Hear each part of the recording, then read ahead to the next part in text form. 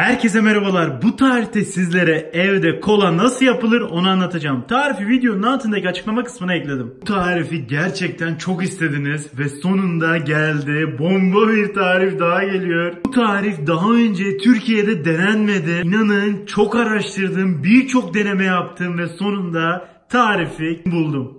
Diyarbakır'da Kadir Baharat'a geldim.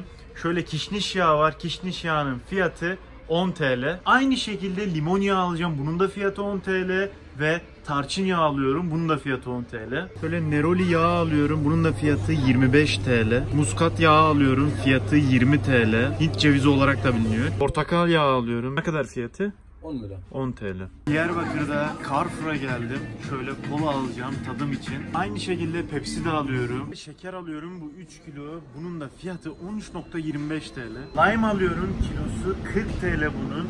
Lime'ın şöyle bir özelliği var. Kestiğiniz zaman içerisinde çekirdek olmaması gerekiyor. Aromatik bir lezzeti var. Çok da lezzetli. Sitrik asit yani limon tozu alıyorum. Bundan 150 gram kadar alacağım. Bunun kilosu 12 TL. Şu şekilde paketlerde satılıyor. 2 TL. Kaç gram geliyor bu? 150 gram falan. 150 gram. Tüm alışverişi yaptım. Fiyat bilgilendirmesini yaptım. Şimdi tarifi yapmaya geçebiliriz. Başta kolanın aromasını hazırlayacağım. Şöyle bir karıştırma kabına 250 mililitre su ekliyorum. Ben alt tarafa tartı koydum. Bu tartı çok önemli çünkü kolanın tarifinde gramajına uymanız gerekecek. Eczanelerden de şöyle bir şırınga temin etmeniz sizin için daha sağlıklı olur. Çünkü yağları mililitre üzerinden değerlendireceğiz. Ona göre içerisine ekleyeceğiz. Şöyle portakal yağım var. Bunu açıyorum ve bunun içerisinden tamına 1 mililitre yağ alacağım. Şu şekilde zaten ayarını göstereyim. Bu zaten 1 mililitreye kadar içerisinden çekiyorum. Böyle tamına 1 mililitre kadar portakal yağı çektim ve bunu bunun içerisine ekliyorum. Şöyle de limon yağım var. Bundan da 1,5 milim çekeceğim. Önce şırıngam 1 milimlik olduğu için önce 1 milimini bu şekilde çekiyorum. Başta 1 milim boşaltacağım bunun içerisine bu şekilde. Bu 1 milim. Evet, bu da 0,5'i. Yani toplamda 1,5 milim limon yağı ekledim. Böyle muskat yağım var. Hint cevizi olarak da biliniyor dediğim gibi. Bundan da 0,5 milim ekliyorum. İçerisinden çekiyorum 0,5'lik. 0,5 milim muskat yağı aldım. Şimdi muskat yağını da ekliyorum. Şimdi de kişniş yağı ekleyeceğim. Bundan da 0,25 milim ekleyeceğim. Şöyle şırıngamıza 0,25 milim çekelim. 0,25 ekledik. Şimdi kişniş yağımızı ekliyoruz. Şimdi de 0,5 milim neroli yağı ekleyeceğim. Bu enfes bir lezzet katacak buna. Bu portakal çiçeği yağı olarak da biliniyor. Şırıngayla 0,5 milim çekiyorum. Bunu da karıştırma kabına ekliyorum. Şimdi de tarçın yağı ekleyeceğim. Bundan da 0,5 milim ekliyorum. Şırıngaya çekiyorum 0,5'i. Bunu da karıştırma kabına ekliyorum. Turunç yağımız var. Bundan da 0,25 milim ekleyeceğiz. 0,25'i bundan da çekiyorum. Turunç yağını da ekliyorum. Şimdi ben suyun içerisine tüm yağlarımı, tüm aromalarımı ekledim. Ancak şöyle bir şey var. Suyun içerisine eklenen yağ çözünmez. Bu tarif 1876 kola tarifi zaten. Şu an günümüzdeki ticari kolanın lezzeti biraz daha farklı oluyor. 1876'da yapılan tarifte bu yağların hepsi alkolde çözülerek yapılıyordu. Çünkü suyun içerisinde yağ çözünmez. Ancak ben burada şöyle bir yöntem geliştirdim. İnternetten Arabic gum aldım. Bu Arabic gumla bu yağı çözeceğiz. Koyduğumuz Arabic gum tüm aromaları birbirine bağlayacak ve tek bir aroma olacak. Böyle bir tatlı kaşığı Arabic gum'um var. Bunu süzerek içerisine ekleyeceğim. Elekten geçireceğim. Çünkü fazlasıyla topaklanma yapıyor. Ekler eklemez de iyice karıştıracağım bunu. Bir tatlı kaşığı Arabic gum'u ekliyorum. Şimdi her tarafına yediriyorum. Ufak tefek topaklanmalar olabilir. Onu açacağız. Şimdi bunu iyice karıştırıyorum. Bunu iyice karıştırmanız gerekiyor. O Arabic gum ve yağlar iç içe girsin ki tüm aromalar birbiri içerisine girsin. Tek bir lezzet olsun. Burnuma jelibonla kola arasında bir lezzet kokusu geliyor. Şimdiden o güzel kokuyu almaya başladım diyebilirim. Ben bunu 3 dakikadır hiç durmadan bu şekilde karıştırdım. Ve tüm lezzetler iç içe girdi. Arabic gum tamamen her tarafa yayıldı. Bağlayıcı görevini yaptı. Ve şu an tek bir aroma oldu. Kolamızın aroması hazır. Şimdilik bunu kenara alıyorum. Bunun hepsini de kullanmayacağım. Gramajını size teker teker tane tane anlatacağım. Ocağın altını yakıyorum. tencereyi ocağa ekliyorum. Böyle 400 gram şekerim var ve bunun içerisinden yarım çay bardağı kadar şekeri başta bunun içerisine ekliyorum. Şeker tek bir yerde böyle toplanmasın, bunu her tarafa yayıyorum. Kolanın bir aroması da karamel. Karameli bu şekilde başta elde edeceğiz. Karamel oluşabilmesi için şekeri ekledik. Hiçbir şekilde müdahale etmiyoruz. Zaten az bir şeker ekledik. Karıştırma işlemi yapmayacağız. Bu ısıyı gördüğü gibi sıvı hale gelecek ve o elde ettiğimiz karamel zaten. Evet, şekerimiz görüyorsunuz erimeye başladı. Yavaş yavaş karamel oluşmaya başladı. Şekerin neredeyse tamamı eridi. Şimdi ufaktan karıştırıyorum. Amacımız tamamen hepsinin erimesi. Görmek istediğim görüntü bu işte. Karamel de tamam. Şimdi içerisine 1,2 litre su ekliyorum. Bunu bu şekilde karıştırıyorum. İçerisindeki karamel birazdan eriyecek. Ufak tefek topaklanmalar var. Onu tamamen eriteceğiz bu şekilde karıştırarak. İçerisindeki karamel tamamen eridi. Şimdi geri kalan şekerimizi içerisine ekliyoruz. Bunu şeker eriyene kadar iyice karıştırıyoruz. Sakın şeker erimeden bırakmayın. Bu şekilde sürekli karıştırmanız gerekecek. İnanın yani bu tarifi yapıyorum diye çok heyecanlıyım. Yani defalarca yapmama rağmen her yaptığımda ayrı ayrı heyecanlanıyorum. Öyle söyleyeyim size. Ya düşünsenize, kendi evinizde kendi kolanızı yapıyorsunuz. Şimdi de içerisine limon tuzu yani sitrik asit koyacağım. Bunun gramajını ölçtüm. 5 gram geliyor. Burada ekliyorum. Şimdi bunu iyice karıştırıyorum. Bunun tamamen kaynamasına izin vermeyeceğim. Şimdilik ocağın altını kapatıyorum. İçerisindeki sitrik asit eridi, şekeri erittik iyicene, kıvama geldi ve şimdi bunu kenara alıyorum. Böyle bir adet lime aldım. Lime gerçekten böyle aromatik, lezzetli bir limon türü. Normal limon kesinlikle ama kesinlikle olmaz. Mutlaka lime almanız, lime bulmanız, lime kullanmanız gerekiyor. Başta bunu ikiye bölüyorum. Orijinal lime'da kesinlikle ama kesinlikle çekirdek olmaz. Lezzeti de limondan daha aromalı olur. Şimdi bunun suyunu sıkıyorum.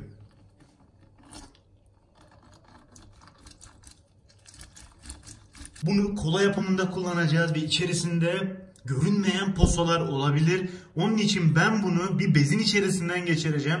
İçerisinde çünkü kesinlikle posa olmaması gerekiyor. Şöyle bir bez benim işimi görecektir. Bunu herhangi bir kabın üzerine ekleyeceğim ve limonu bunun içerisinden geçireceğim. Bir kabın içerisine ekledim. Şöyle bir çukur yaratmanız gerekecek ve bu şekilde limonu ekliyorum.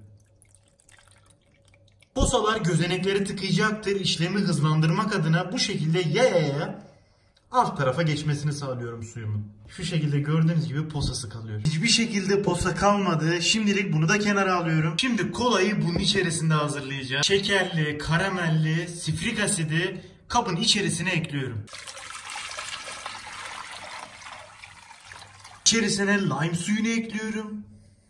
İçerisine 3,75 milim vanilya özütü kullanıyorum. Vanilya özütünü ben internetten temin ettim ama siz isterseniz metrodan da alabilirsiniz. Metroda da varmış, daha sonradan gördüm bunu. Yine şırıngamı alıyorum. Bu sefer yağda kullandığım değil, farklı bir şırınga kullanmam gerekiyor. Şırıngam 2,5 milimlik. Başta 2,5'u koyuyorum.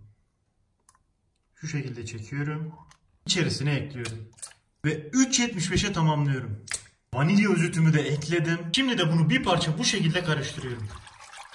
İnternetten kafein aldım. Bunun da kutusu bu şekilde 40 TL. Bundan da ekliyorum. Böyle 2 tane içerisine ekleyeceğim. Şu şekilde tutuyorsunuz ve şu şekilde açılıyor zaten ve içerisine bu şekilde ekliyorsunuz.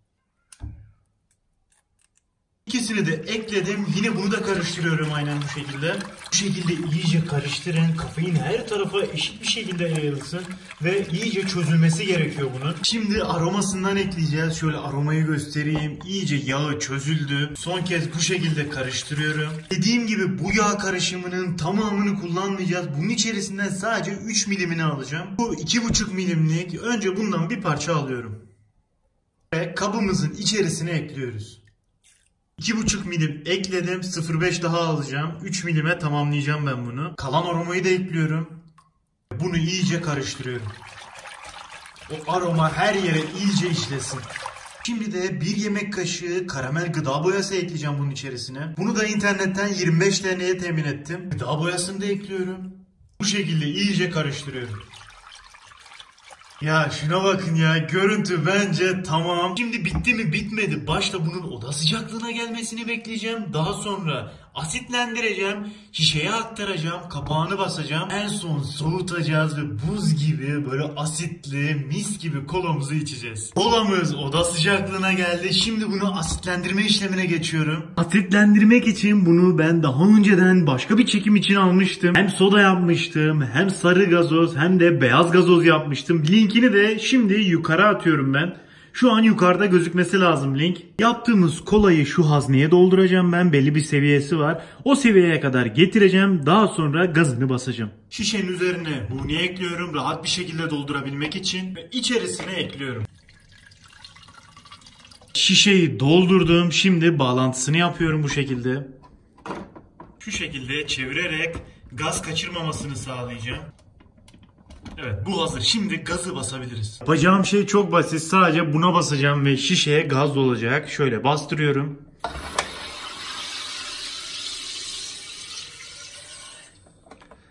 Evet, biraz daha asitli olsun diye daha da basıyorum. Evet, bu kadar yeter diyor bana. Şimdi de gazını alacağım. O basınçtan dolayı bir gaz birikti içerisine. Onu dışarı alıyorum. Şöyle yavaş yavaş kendime çekiyorum. Evet, nasıl da köpürdü görüyorsunuz. Gazımız oldu. Kolanın gazı da tamam. Şimdi şişeleme işlemine geçiyorum. Şişelerimi ayarladım bu şekilde görüyorsunuz. Daha önceden ben bunu aldım, temizledim içerisini. Şu şekilde huni ekliyorum. Rahat bir şekilde içerisine aktarabilmek için. Ve hazırladığım kolayı bunun içerisine ekliyorum.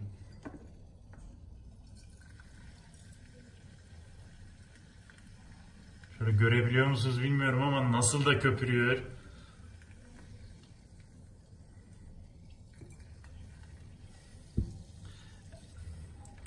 Evet, bu kadar yeter. Şimdi diğerlerine dolduruyorum. Ya şuna bakın ya. Şunun görüntüsü yeter zaten. Görüntü olarak gerçekten çok güzel gözüküyor. Bu da tamam. Şimdi diğerlerini hepsini bu şekilde dolduruyorum. Dördünü de ekledim. Şimdi bunların üzerine kapak basma makinesiyle kapak basacağım ki asidi kaçmasın. Kapak basma makinesi de bu şekilde. Şöyle bir kolu var. Bu şekilde bastırarak kapağı sıkıştırıyorsunuz zaten. Bende kapak da var. Bunu da internetten almıştım. Dediğim gibi bunu gazoz yapımında kullanmıştım yine. Daha demin eklediğim linki tıklarsanız bununla ilgili bilgi alabilirsiniz. Orada fiyat bilgilendirmesi de yapmıştım ben. Kapak basma makinesini alırken bu şekilde kapak da alıyorsunuz zaten. Bunları şimdi şişelerin üzerine ekliyorum. 2 tane kırmızı, 2 tane de siyah kapak ekleyeceğim. Ve şimdi bunu makineye ekleyebilirim. Şu şekilde altına ekliyorsunuz. Daha sonra iyice görebilmeniz için şöyle yan çeviriyorum. Üstten bastırıyorum. Evet, kapağı bastı. Şu an zaten havaya kalkmış durumda görüyorsunuz. Bunu çıkarmak için şöyle biraz kendinize doğru çekiyorsunuz. Ve olay budur. Artık asit kaçırmayacak. Ve kolamız hazır. Bir tane de siyah kapaklı olandan yapacağım. Şöyle tutuyorum. İyicene bastırıyorum. Kendime doğru çekiyorum. İşte olay tam da budur. Evet, kolalarım hazır ya. Gerçekten şu an çok heyecanlıyım. Şimdi bunları buzluğa atıyorum ve soğutma işlemine geçiyoruz artık.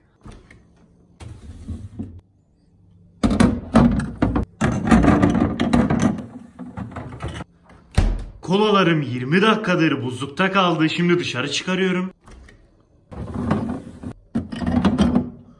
Kolalarımın son aşamasını da yaptım. Soğuttum. Şimdi en sevdiğim zamana geldi. Tadım yapacağım. Bakalım nasıl olmuş. Şimdi bunu açabilirim. Evet, ses de geldi. Böyle bardağımı tutuyorum ve asitlenmeyi de görüyorsunuz. Normal kolayı da açıyorum şimdi. Onu da başka bardağa bu şekilde aktarıyorum. Evet, normal kolanın asidi bir tık daha fazla tabii. Önce normal kolanın tadına bakıyorum. Çok iyi, zaten bir kola sever olarak yani kolaya bayılıyorum zaten. Muhteşem. Şimdi de kendi yaptığımız, evimizde yaptığımız kolanın tadına bakıyorum.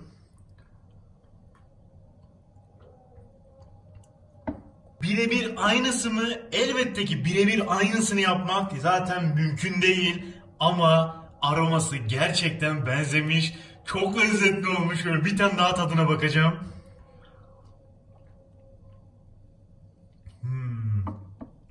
Çok iyi ya. Gerçekten çok iyi olmuş ya. Düşünsenize kendi kolanızı kendiniz yapıyorsunuz. Ya muazzam bir şey bu ya. Şöyle bir tane daha alacağım. Çok çok iyi. Biz bu işi gerçekten başardık. Yani muazzam oldu. Herkese afiyet olsun. Videomuzu beğenip kanalımıza abone olmayı unutmayın. Bir sonraki videoda görüşmek üzere arkadaşlar. Hoşça kalın.